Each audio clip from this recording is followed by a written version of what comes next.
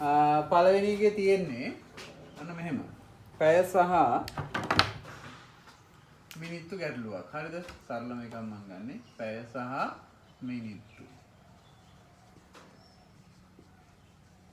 හරිද? මම කියනවා පැය 3යි මිනිත්තු 45යි. පැය 2යි මිනිත්තු 10යි.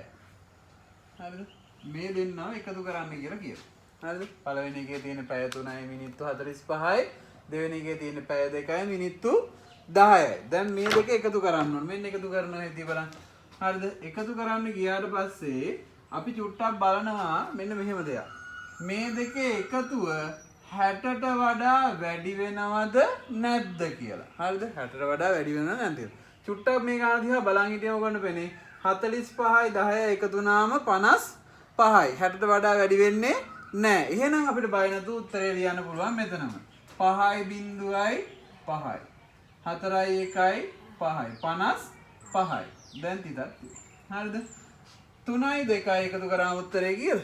5යි. 3යි 2යි එකතු කරාම 5යි. ඕක මහා අමාරු දෙයක් නෙවෙයි. හරිද? සරල ගාන. මේක හදාගමු ඉස්සර වෙලා.